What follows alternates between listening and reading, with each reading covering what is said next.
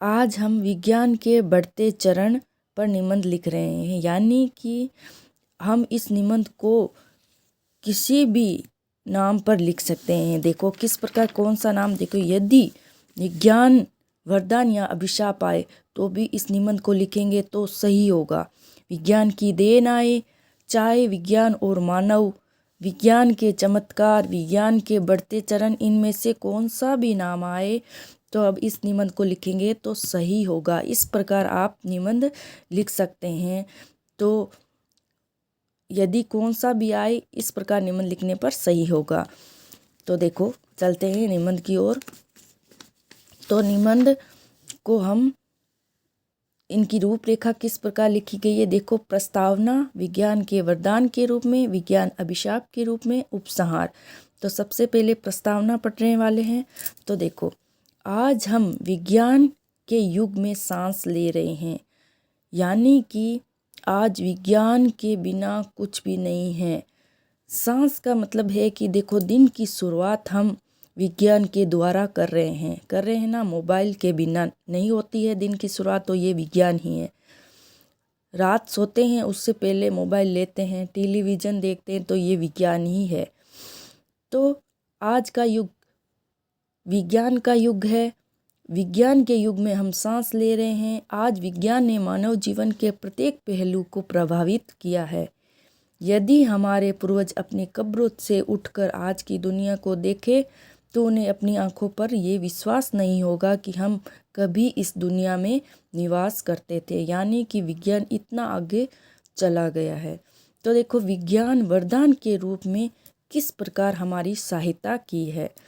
तो देखो, विज्ञान ने मनुष्य का जीवन सुख और वैभव व समृद्धि से संपन्न बना दिया है। आज विज्ञान ने अनेक क्षेत्रों में आशातीत उन्नति की है। तो पहला देखो, वरदान के रूप में किस प्रकार सहायता की है। खाद्यान्न के क्षेत्र में, देखो, खाद्यान्न के क्षेत्र में विज्ञान ने क्रांति मचा दी है। वर्तमान युग में किसान वर्षा ऋतु पर आश्रित नहीं रहता था, यानी पहले किसान वर्षा ऋतु पर आश्रित रहते थे। वर्षा होने पर बीज बोकर खेत की जुताई करते थे, लेकिन आज किसान वर्षा ऋतु पर आश्रित नहीं है। अनेक आविष्कार हो चुके हैं, अपितु ट्यूबवेलों से खेतों को सींच रहे हैं। बैलों की जगह ट्रैक्टर के माध्यम से खेत की जुताई की जाती है, यानी पहले बैलों से खेत की जुताई की जाती थी, समय भी ज़्यादा लगता था, लेकिन आज ट्रैक्टर के द्वारा करते हैं तो समय भी कम लगता है। रासायनिक खादों का प्रयोग किया जाता है तथा कीटनाशक दवाइयों के माध्यम द्वारा फसलों की सुरक्षा की जाती है। दूसरा देखो, उद्योग एवं विज्ञान के रूप में विज्ञान ने क्या क्या उन्नति की है। मशीनों के द्वारा आज औद्योगिक क्षमता का विकास तीव्र गति से हो रहा है।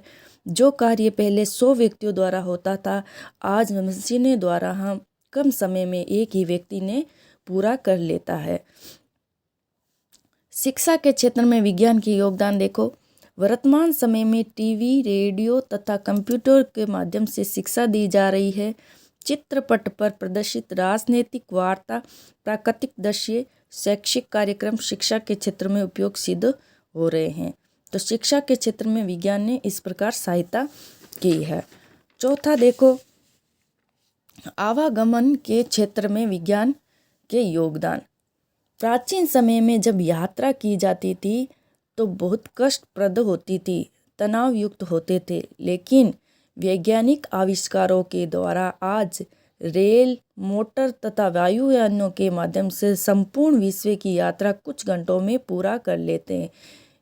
विज्ञान ने आवागमन के क्षेत्र में इस प्रकार योगदान दिए हैं। चिकित्सा के क्षेत्र में योगदान देखो, आज विज्ञान के माध्यम से अनेक घातक बीमारियों को एक्सरे द्वारा आंतरिक फोटो लेकर सरलता से पता कर लिया जाता है। मतलब एक्सरे किया जाता है, उससे हमारे शरीर के जो अंदर का भाग है उससे देखकर वो रोगों का, बीमारियों का पता कर सकते हैं। कैंसर जैसी जानलेवा बीमारी का इलाज भी संभव हो गया है। ऑपरेशन के द्वारा न जाने कितने इंसानों को नया जीवन मिलता है। तो चिकित्सा के क्षेत्र में विज्ञान की इस प्रकार योगदान है। संचार के क्षेत्र में देखो योगदान, संचार के क्षेत्र में भी विज्ञान ने अभूतपूर्व उन्नति की है। टेलीफोन, टेलीग्राम तथा टेलीविज़न के द्वारा हम घर बैठे संपूर्ण देश के लोगों का हाल जान सकते हैं। वस्त्र निर्माण के क्षेत्र में देखो विज्ञान की योगदान। आज वस्त्र निर्माण के लिए आधुनिक तकनीकों से युक्त नई नई मिलें स्थापित हो गई है और नई नई सिलाई के मशीनें भी इस प्रकार आविष्कृत किए गए हैं कि एक मशीन से हम कितने प्रकार के टांके लगा सकते हैं। तो इस प्रकार ये 7-8 ऐसे बहुत है जिसमें विज्ञान ने योगदान दिए हैं, मतलब विज्ञान वरदान के रूप में ये योगदान किए। लेकिन विज्ञान अब अभिशाप के रूप में देखो किस प्रकार है। विज्ञान ने जहां मनुष्य को सुख, सुविधा एवं स्वास्थ्य दिया है, वहीं दूसरी ओर वे एक विशाल दानव की तरह भयानक मुंह खोले हुए उसे मृत्यु की नींद लाने को बेचैन हैं। तो विज्ञान कहीं कहीं नुकसान भी कर रहा है। हाइड्रोजन बम और जहरीली गैसें उसके लिए मृत्यु से भी भयंकर साबित हो रही है। इन गैसों द्वारा मतलब इन गैसों द्वारा आगामी पीढ़ी है जो उनमें कोई लूंगे, लंगड़े, पंगे, कोई अंग भंग वाले व्यक्ति हो जाते हैं इन गैसों द्वारा। तो ये अभिशाप के रूप में विज्ञान द्वारा प्रदत्त भौतिक साधनों से मनुष्य आलसी भी हो रहा है, यानी मशीनों द्वारा काम होता है तो मनुष्य कार्य नहीं करता है और वह आलसी हो रहा है। जिस प्रकार आलसी होता है तो उसका शरीर भी तो कमज़ोर हो रहा है। तो शरीर से कमज़ोर हो रहे हैं। विज्ञान ने वातावरण को अति दूषित कर दिया है और प्रगति की संरचना से खिलवाड़ किया है। तो विज्ञान इस प्रकार अभिशाप के रूप में भी है। अगला देखो उपसंहार, सबसे बाद में, जिसमें इन सब का सार होता है। विज्ञान स्वयं में शक्ति नहीं है। विज्ञान खुद शक्तिशाली नहीं है।